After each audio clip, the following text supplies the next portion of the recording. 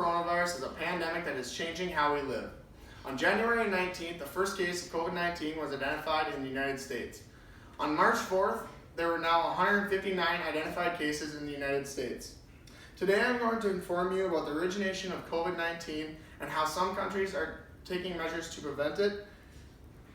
And first I will explain how China responded to the virus, and secondly how you can take precautionary measures to prevent the spread of the virus. According to the 2020 article by McGovern on the source and spread of the virus, early on many patients at the epicenter of the outbreak in Wuhan, Hubei province, China, had some link to a large seafood and live animal market suggesting animal-to-person spread. In early January 2020, the virus had been identified by Chinese scientists and the genetic sequence was shared globally. The first cases of the novel coronavirus all linked to a live animal market, which led scientists to believe it was animal-to-person spread. The next cases reported were identified and had no link to the animal market, which then identified person-to-person spread.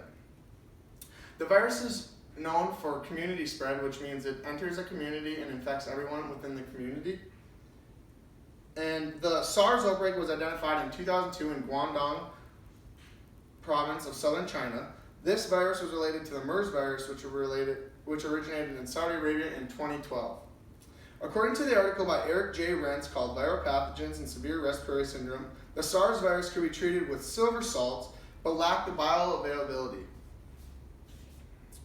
According to the article Coronaviruses and Acute Respiratory Syndromes by Brenda Tassini, the SARS and MERS are severe acute respiratory illnesses caused by the coronavirus.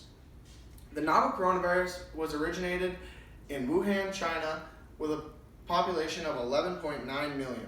Currently, there are 81,518 cases in China and 3,505 deaths.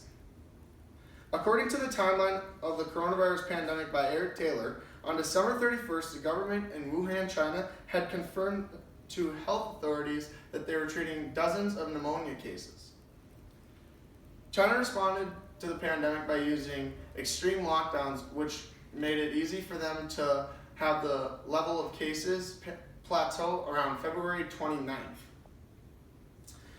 According to the Karanowski article named What China Coronavirus Response Can Teach the Rest of the World, China still has restrictions today, but has maintained a normalcy that is the new norm to controlling the spread of the coronavirus. Now that I have explained the origination of the coronavirus, I would like to explain some precautionary measures that you can take to prevent the spread of the coronavirus. We know the coronavirus is spread from people to people, which means that we can take precautionary measures to prevent the spread.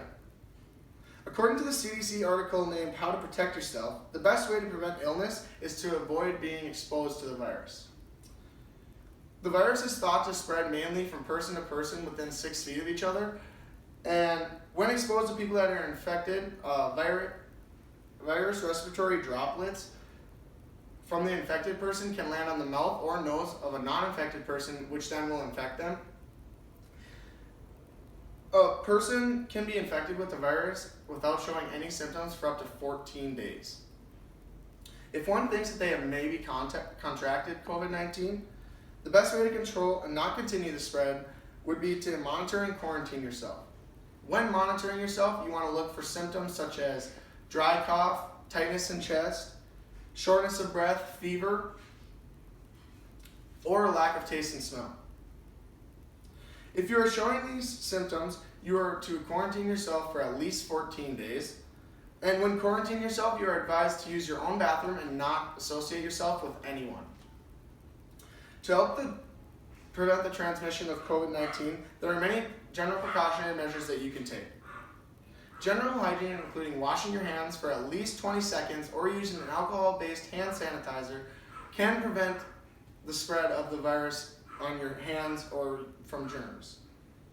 Cleaning and disinfecting generally or frequently used items and objects can also prevent the spread of the virus.